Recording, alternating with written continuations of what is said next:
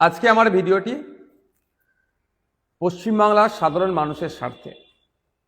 পশ্চিমবাংলার ভোটারদের ভোট নিয়ে পশ্চিমবাংলা বিধানসভায় 294 জন বিধায়ক পৌঁছান। তার মধ্যে কেউ স্পিকার হন, কেউ ডেপুটি স্পিকার হন, কেউ ক্যাবিনেটের মিনিস্টার হয়, কেউ বিরোধী দলের লিডার অফ অপোজিশন হয়, বা আমাদের মতো সাধারণ বিধায়ক হিসাবে আমরা যাই। কিন্তু আমরা সেখানে গিয়ে আমাদের পারফরমেন্স কি, আমরা কি আমাদের নির্বাচনী ক্ষেত্রের জন্য বলছি, আমাদের নির্বাচনী ক্ষেত্রের সমস্যাগুলি কি কি, সেইগুলো কি আমরা উত্থাপন করছি? যদি করে থাকি ভালো কথা, আর না করলে তাহলে বিধায়ককে প্রশ্নের সম্মুখীন হতে হবে। এই প্রশ্নের সম্মুখীন কিভাবে আপনারা করবেন বা বিধায়করা কিভাবে হবে, যদি সাধারণ মানুষই না জানতে পারে, তাদের বিধায়ক পশ্চিমবাংলা বিধানসভাতে গিয়ে যেখানে আইন তৈরি হয়, যেখানে আইনের সংশোধনী হয়, যেখানে কোশ্চেন উত্তরের পর্ব থাকে, যেখানে মেনশন পর্ব থাকে, যেখানে 0 আওয়ার বলে একটা সময় থাকে, সেই এতে এইগুলো ইউটিলাইজ করছে কি করছে না, না মাসের শেষে 1,21,000 সামথিং টাকা নিয়ে বাড়ি চলে আসছে, এটা তো দেখা দরকার। সেই জন্যই বলবো, আমিও দাবি তুলছি, পশ্চিমবাংলার সাধারণ মানুষের কাছে অনুরোধ, আমার দাবি তুলুন, মুখ্যমন্ত্রী স্পিকার স্যারের কাছে দাবি তুলুন যে অবিলম্বে পশ্চিমবাংলায় লাইভ টেলিকাস্টের ব্যবস্থা করতে হবে। অ্যাসেম্বলি হাউসে সরাসরি লাইভ, যেটাকে বলা হয় সম্প্রচারের ব্যবস্থা করতে হবে পশ্চিমবাংলা বিধানসভা থেকে।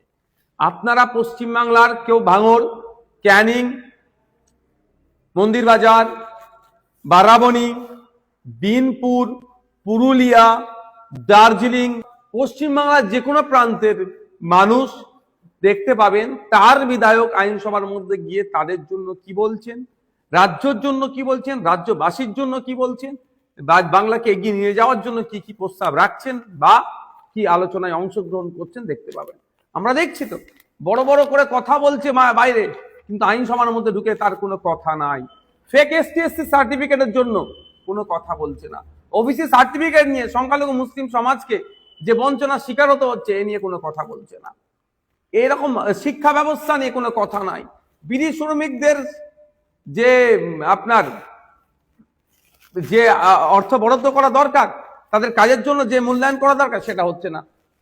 চা শ্রমিকদের জন্য কোনো কথা নাই, দর্জি শ্রমিকদের জন্য কোনো কথা নাই, জরি শ্রমিকদের জন্য কোনো কথা নাই, পরিযায়ী শ্রমিক তথা রাজমিস্ত্রি, কাঠের মিস্ত্রি, ছুতোর মিস্ত্রি, রং মিস্ত্রি, যেগুলো যা আছে তাদের জন্য কোনো কথা নাই। স্কুল বন্ধ হয়ে যাচ্ছে, কোনো কথা নাই। আর বাইরে অনেক কথা গল্প শোনাচ্ছে, এগুলো সরাসরি দেখা দরকার।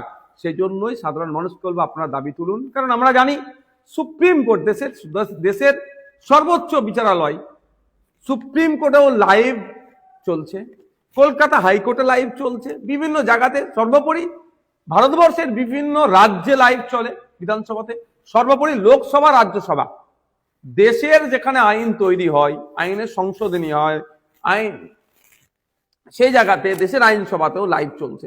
লোকসভা, রাজ্যসভা দু জায়গাতেই লাইভ চলে। তাহলে আমাদের পশ্চিমবাংলা বিধানসভায় কেন লাইভ চলবে না?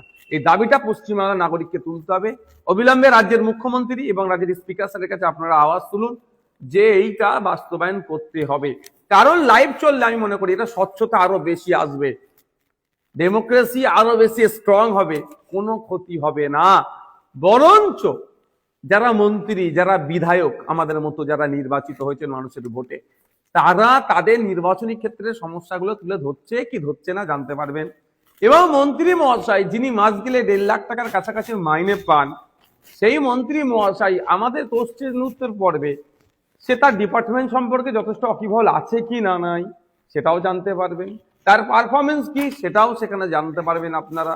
এবং বিধায়করা, আমি বলছি কোড আনকোড, অনেক বিধায়ক সারা বছর তারা একটাও না কোশ্চেন করে চুপ করে বসে থাকে, আর মাসের শেষে 1,21,000 টাকা নিয়ে চলে যায়। তাহলে যে বিধানসভা থেকে নির্বাচিত হয়ে আসলো, সেই বিধানসভার দুরবস্থার কথাটুকু একটু বলবে না এসে?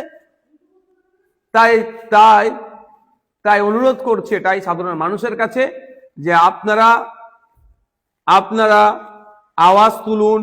আমি আওয়াজ তুলছি, সাধারণ মানুষকে আওয়াজ তুলতে হবে। অবিলম্বে স্বচ্ছতা আনার জন্য পশ্চিমবঙ্গ বিধানসভাতে লাইভ টেলিকাস্টের ব্যবস্থা করতে হবে, সহজ ভাষায় লাইভ টিভির ব্যবস্থা করতে হবে।